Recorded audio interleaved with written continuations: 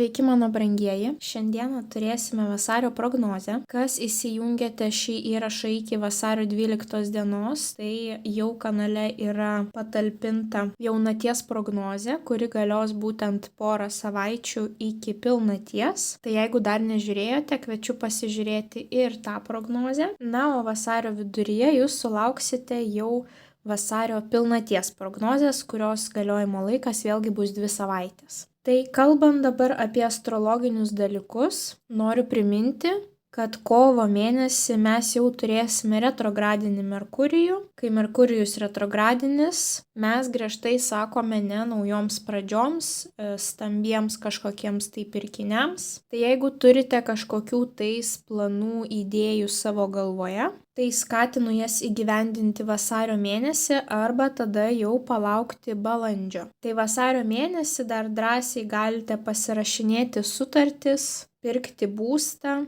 pirkti automobilius, atsidarinėti verslus, individualias veiklas, persikraustyti, eiti į naują darbą. Žodžiu, visiems tokiems naujiems dalykams yra kol kas puikus metas. Tai išnaudokite šansą. Na ir kai visada noriu priminti, kad mano prognozes reikia žiūrėti pagal 3 pozicijas - savo saulės ženklą, mėnulio ženklą ir ascendento ženklą. Daugiau informacijos apie tai rasite žemiau po šio video aprašyme. Tai daugiau nieko nelaukdami galime keliauti prie tarologinės prognozės. Žuvis – pagrindinis įvykis žuvims vasario 1 savaitę.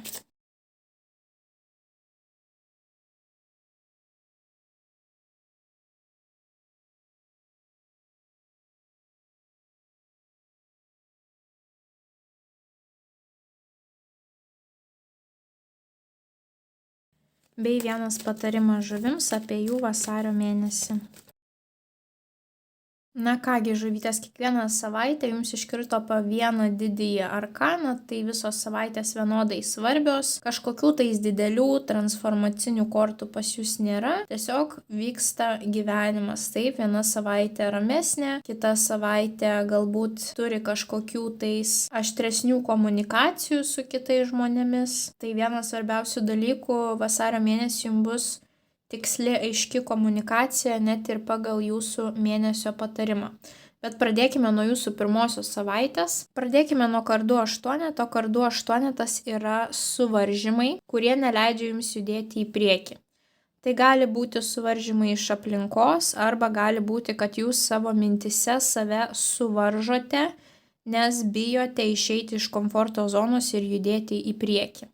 Šalia to jums iškrenta kardų 9, taip, 8, 9 reiškia situacija progresuoja, auga, o kardų 9 yra pergyvenimas, nemiegojimas naktimis, didžiulis stresas, nes tiesiog vėlgi galvoje sukate ir sukate, ką daryti toliau, man nepasiseks. Na, žodžiu, netgi gali būti sveikatos problemos susijusios su jūsų negatyviomis mintimis. Tai yra, jūs tiek prisukate galvoje, kad galiausiai jūsų stresas sukyla, streso hormonas kortizolis kraujyje padidėja, na ir tuomet seka visos ligos susijusios su stresu. Bet sveikinu, nes galiausiai jums iškrenta didysis arkanas Kvailys, kuris rodo kažką tais nuo nulio, naują pradžią, rizikavimą, bandyti kažką tais iš naujo. Žmogus nebesineša didelės mantos, tai yra neina į naują pradžią pilnas kažkokių tais pykčių ar senų žaizdų. Žaizdos yra užgijusios, manta nedidelė, tik reikalingiausi dalykai ir žinios ir jisai eina nauja kryptimi. Dar nėra aišku, kur jisai eina, bet jisai pasiruošęs eiti būtent šią naują kryptimi. Jisai džiaugiasi šią dieną, tai yra būtent džiaugsmas šią dieną, dažnai tai būna vaikų korta, kadangi vaikai būna momente, jie nemasto apie praeitį, jie nemasto apie ateitį. Tai vat būtent pasižiūrėkite, kaip gaunasi, jūs pergyvenote, mąstėte, kaip čia bus, ką man daryti. Tai yra, jūs čia nebuvote momente, jūs buvote arba praeityje, arba ateityje, bet galiausiai jūs susikaupėte, susifokusuojate į šį momentą ir pradedate kažką naujo. Tai sveikinu, labai pagirtina, būtent šito požiūrio jums toliau ir reikia laikytis. Jeigu jūs čia kažkas tai stabdė, trukdė jums žengti tą pirmą žingsnį į priekį, taip galbūt jums reikėjo kažkokių dokumentų, kažkokių tais leidimų, kažkokių tais patvirtinimų, viskas gerai, jūs juos gausite, kadangi pas jūs va čia va jau prasideda nauja pradžia. Tai pirmoji savaitė yra va tokia transformacija jūsų galvoje, kad jūs nusprendžiate, na viskas. Užtenka man čia vaizduoti auką, aš imu vadžias į savo rankas ir kontroliuoju savo gyvenimą.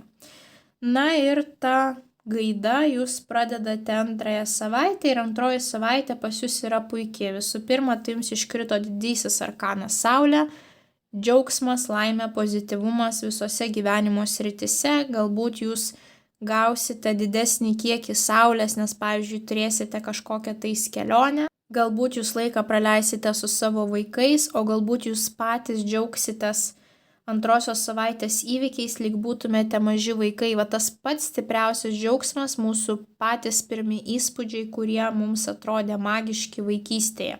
Taipogi gali būti, kad jūs būsite labai gražus, va tiesiog jūs trauksite kitų žmonių akis, dėmesį būtent savo tiek išorinių grožių, tiek vidinių šarmų. Taip, tiesiog žmonės gali eiti ir atsisukinėti.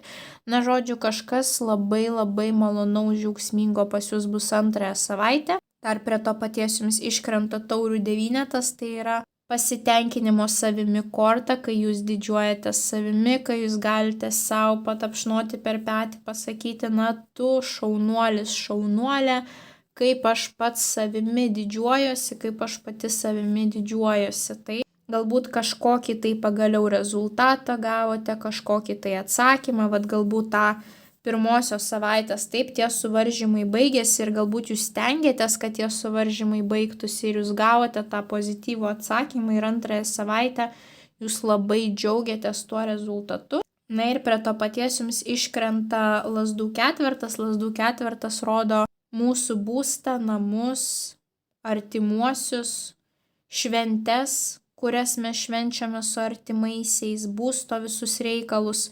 Galbūt kažkas tai malonaus įvyks jūsų namuose, galbūt, pavyzdžiui, pagaliau pasibaigė remontas, kuris jūs kažkaip tai stabdė, taip negalėjote pilnai atsipalaiduoti. Galbūt namuose sužinosite naujieną, kad ar jūs, ar jūsų šeimos nariai kažkurie tikisi šeimos pagausėjimo, taip ir jūs džiaugsitės tuom ir švęsite visi kartu. Šeiminės šventės tai yra tiek vestuvės, tiek krikštynos, tiek kažkieno jubiliejus, tiek giminių susirinkimai, susitikimai. O gal tiesiog jūs praleisite namuose daug laiko antrąją savaitę, sėdėsite ant lovos ir tiesiog darysite tai, kas jums patinka, poilsiausite ir jūs labai labai džiaugsitės viskuo, kas vyksta antrąją savaitę, jūs tiesiog mėgausitės. Taurių devynetas būtent gali būti ir šventimo korta, taip, kai keliame taurę, Saulė taipogi švenčių korta, na ir lazdų ketvertas taipogi rodo kažką tai, ką mes švenčiame su savo artimaisiais, mylimaisiais žmonėmis. Toliau trečiąją savaitę jums iškrenta taurių karalius, o taurių karalius yra vandens stichijos vyrukas. Tai gali būti skorpionas, žuvis, vėžys, tai greičiausiai tai būsite jūs, jeigu esate vyrukas, jeigu esate moteris, šalia savęs turėsite tokį žmogų ir arba jisai bus jūsų artimasis, būtent tokio zodiako ženklo, arba jisai gali būti tokios profesijos atstovas. Tai profesija turėtų būti susijusi būtent su emocijom arba kūrybingumu. Su emocijom tai yra psichologas, psichiatras, visos ezoterinės profesijos arba kūrybingas, meniškas žmogus, dirbantis būtent meno srityje. Na ir kas čia nutinka? Mes turime bokštą, didįjį arkaną, bokštas rodo kažkokius tai netikėtumus, planų pokyčius, galbūt buvo kažkoksai tai planas susijęs su šiuo vyruku ir jums tą planą reikės keisti, galbūt kažkas atsišauks, kažkas persikels. Taipogi bokštas gali rodyti, kad kažkokia gyvenimo sritis griūna, taip, visas tas bokštas, kurį statėte, jisai griūna. Bet jeigu kažkas ir grius, tai tik tas, kas neturėjo būtent stiprių pamatų. Tai jeigu kažkas pradės eiti bloga linkme 3 savaitę, tai visada prisiminkite, kad tiesiog gyvenimas, likimas jūs apsaugojo nuo dar blogesnių pasekmių, nes vis dėlto pamatai nebuvo tvirti ir jums gyvenimas tą norėjo parodyti. Taip? Tai jeigu kažkas sugrius, mąstykite, kad kaip man nepakartoti tos klaidos, ką man reikia daryti kitaip, kad šį kartą jau pamatai būtų stiprus. Na ir prie to paties jums iškrenta monetų 8, o monetų 8 yra savo srities profesionalo korta, žmogaus, kuris turi kažkokį tai hobį, kuris jam labai patinka, žmogaus, kuris gali užsidirbti iš savo hobio, kuris nenustoja sunkiai dirbti ir nenustoja gilinti žinias toje srityje, kurioje jisai dirba, taip, nes šiaip savo jisai yra savo srities profesionalas. Na vat ir kokiu būdu, kas netikėto nutiks, tai va čia labai įdomi pas jūs savaitė, taip, ar kažkas netikėto susijusio su jūsų pajamom, su jūsų veikla, su jūsų hobiu kažkas netikėto, ar pavyzdžiui galbūt jūs dalyvaujate kažkokiose šio vyruko vedamuose užsiėmimuose kūrybiniuose, taip, ir netikėtai jisai pasako, kad na, viskas, aš nutraukiu savo šią veiklą, nuo šiol užsiėmimų nebebus, ar persikraustau į kitą lokaciją, galbūt ta lokacija netinkama, taip. Na, įvairiausių tokių situacijų gali būti, bet taipogi bokštas gali rodyti būsto reikalus, galbūt kažkokie tais būsto finansiniai reikalai susiję su šiuo vyruku, galbūt jums reikės keisti savo darbo grafiką, taip, gali būti ir kažkokie tais susižeidimai, tai 3 savaitę ypatingai savo darbe saugokite susižalojimų, taip, labai atsargiai dirbkite su aštriais metaliniais įrankiais, atsargiau, atidžiau, lėčiau vairuokite, kad nebūtų tokių netikėtumų, o galbūt, pavyzdžiui, jums reikės išsiprašyti iš darbo, nes jūsų vyrukas kažkokį tais incidentą patyrė darbe ir jums reikia susifokusuoti į jį ir nukelti savo darbus, taip kažkaip kitaip juos pakoreguoti. Tai įvairiausių tokių situacijų gali būti, esmė susifokusuokite į tuos raktinius žodžius, taip. Na ir paskutinėje savaitę jums dar kartą iškrenta taurių karalius. Štai mes turime tą patį taurių karalių, na ir tas taurių karalius vėlgi greičiausiai būsite jūs. Jeigu esate moteris, tai šalia jūsų vėlgi tas pats vandens ženklo vyrukas bus. Na ir šalia jo iškrenta dar kitas vyrukas, šventikas. O šventikas turi statusą sociume, jo žmonės klauso, jisai gali būti dvasinis mokytojas, dvasinis lyderis, arba apskritai kažkoksai tai, pavyzdžiui, šito vyruko tėvas, senelis, darbdavys, bet koks vyras, kuris turi įtakos šiam vyrukui, taip. Na ir šalia iškrenta kardų 5, tai yra konfliktų, nesutarimų, nuomonių išsiskyrimo korta. Tai va toks jausmas, kad gali įvykti kažkoksai tai konfliktas tarp šitų 2 asmenų. Ir net jeigu jūs esate moteris, tai jūs galite būti įvelta į tą konfliktą, taip. Pavyzdžiui, konfliktas tarp sūnaus ir tėčio, na ir jūs kaip mama esate į tai įvelta. Taipogi šventikas yra žmogus, kuris turi labai tradicinį požiūrį į gyvenimą. Ir jeigu jam nepatiks šito vyruko požiūris, šio vyruko veiksmai, jisai pradės jį spausti, kad, pavyzdžiui, tavo darbas daro gėdą mūsų šeimai, arba žmogus, su kuriuo draugauji, yra netinkamas, ką visi pagalvos, tu privalai eiti pirmą studijuoti, po to tik ten savo veiklom užsiimti. Na, įvairiausių tokių situacijų gali būti, bet vis dėlto šitos kortos patarimas yra, kad ir kas jūs bespaustų, bet jeigu jaučiate, kad jūs, neįtelpate tos rėmus, kad jūs esate kitoks žmogus, tai viskas gerai, padėkokite šitam žmogui, labai ačiū už patarimus, bet po to vis tiek darykite taip, kaip jūsų širdis nori. Na ir taipogi šventikas yra viskas, kas susijęs su tradiciniam institucijom ir religija, religiniam šventėm, taip, tai gali būti mišios, tai gali būti kažkieno krikštynos, pirmoji komunija, tai gali būti tos tradicinės institucijos, kurios pas mus yra begalės metų, taip kaip bažnyčia, mokykla, universitetas. Ir vat šitas šventikas valdo situaciją. Pas jį čia kabo raktai. Ir tik nuo jo priklauso, ar jūs tą raktą gausite ar ne. Na, pavyzdžiui, jūs ateinate ir norite gauti paskolą, taip, ir įvyksta kažkoksai tai nepasitenkinimas, nes, pavyzdžiui, jūs ateinate ir bankas jums sako, pasižiūrėkite čia, mums nepatinka jūsų situacija čia ir mes, pavyzdžiui, jums nenorime suteikti paskolos, na ir įvyksta toks nemalonus susitikimas su žmogumi, kuris gali pakreipti jūsų gyvenimą tą ar kitą linkme. Žodžiu, čia yra du įtakingi vyrukai, yra kažkoksai tai nesutarimas, nuomonės išsiskyrimas arba kažkokios valstybinės institucijos, kurios gali paveikti jūsų ateitį, jūsų gyvenimą. Tai labai jums svarbu pamastyti paskutinėje savaitę, ar verta konfliktuoti, kokios bus pasiekmes. Nes dažniausiai šita korta rodo konfliktus, iki paskutinio prakaito ir kraujo lašo, bet rezultatas toks, kad taip, priešininkai nuginkluoti, pas jūs visi ginklai, bet daugiau tie žmonės niekada su jumis nebendraus, taip, arba žiūrės į jūs, nepatikliai. Tai pamastykite, jeigu tai yra, sakykime, požiūrių išsiskirimas būtent jūsų šeimoje, jūs greičiausiai savo tėvų nepakeisite ir greičiausiai tėvai nepakeis jūsų. Ar tikrai verta bus taip konfliktuoti? Galbūt pamastykite, kaip jums reiktų nugesinti tą konfliktą. Apskritai daugeliu ženklų vasario mėnesį būtent iškrenta tas kardų penketas, kažkokie tais ginčiai, nesutarimai, konfliktai. Ir visiems sakau, kad konfliktas irgi yra menas, taip reikia mokėti teisingai konfliktuoti. Ir mums visiems yra dažniausiai sunku, nes viršų paima emocijos ir mūsų smegenys išsijungia ir mes nesielgiame užtektinai protingai.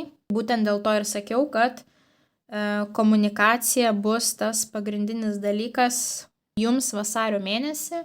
Neprimkite sprendimų vedini savo emocijom, pamastykite racionaliai. Kokia tai situacija, ar tikrai būtina konfliktuoti, ką jūs pasieksite būtent to konflikto metu, taip? Ar tikrai jūs būtent strategiškai pažiūrėjote į tą situaciją? Galbūt įmanoma kažkaip to konflikto išvengti, jį nugesinti, taip? Ir galbūt ne visada visiems reikia įrodinėti savo tiesą, taip? Jūs pasiliekate prie savo tiesos, kitas žmogus pasilieka prie savosios. Na ir jūsų mėnesiui patarimas iškrito kardų tūzas. O būtent kardų tūzas ir yra susijęs su planavimu, logika, racionalumu, aiškia komunikacija, tikslia komunikacija, idėjomis naujomis, dokumentų reikalais, sutarčių reikalais, naujomis pradžiomis. Viskas, kas susiję būtent su komunikacija, tai labai svarbu.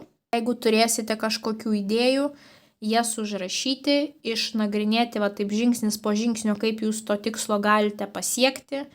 Jeigu vyksta komunikacija, dėrybos kažkokios, neprieinate bendro kažkokio tai verdikto, pasiskaitykite, kaip jūs galite bendrauti taip, kad galbūt tas konfliktas neįsipliekstų, ar kaip taikiai tą konfliktą užbaigti. Pamastykite, ar jūs aiškiai sakote savo mintis, savo idėjas, ar nėra tose mintise dviprasmybių. Jeigu bus dviprasmybių, tas žmogus tikrai gali pagalvoti visiškai kitaip negu tai, ką jūs norėjote pasakyti, ir dėl to tie ginčiai gali įsiplieksti. Žodžiu, planuokite, aiškiai mąstykite, turėkite logikos ir turėsite patį geriausią rezultatą vasario mėnesį.